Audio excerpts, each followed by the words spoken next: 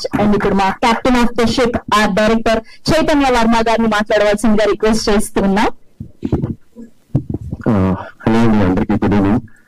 So thank you so much for coming.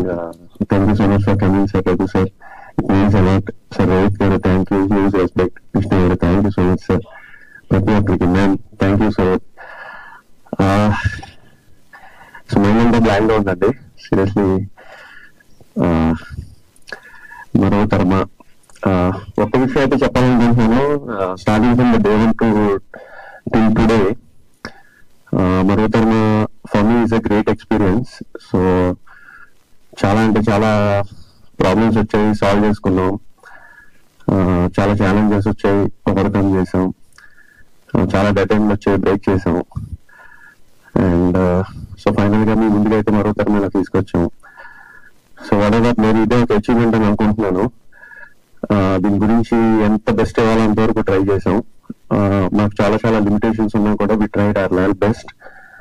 And ఈ జర్నీలో చాలా చాలా మందిని ఫేస్ చేసాం. అంటే ఐ మీన్ లైక్ చాలా ఇన్సిడెంట్స్ ని చూసాను నేను, but I learned a lot. So నేనైతే మాత్రం ఇది గ్రేట్ ఎక్స్పీరియన్స్ అనుకుంటున్నాను. ఎంతవరకు హానెస్ట్ గా ఒక సినిమా నెరేట్ చేయాలో అంతవరకు ట్రై చేశాను. సో మీ అందరికీ నచ్చిందని మనస్ఫూర్తిగా అనుకుంటున్నాను. So generally I would say one thing, I would like to tell you one thing, that basically I know movie is a business. So business which is nothing but a money. So money, in my point of view, money is just an instrument or tool.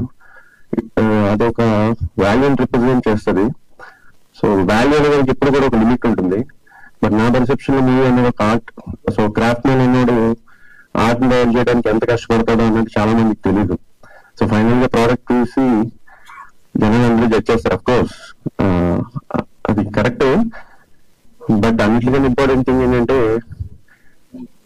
అది తీయాలి, ఒక cinema చేయాలి అనుకున్నప్పుడు first ఒక thought start అవుతుంది.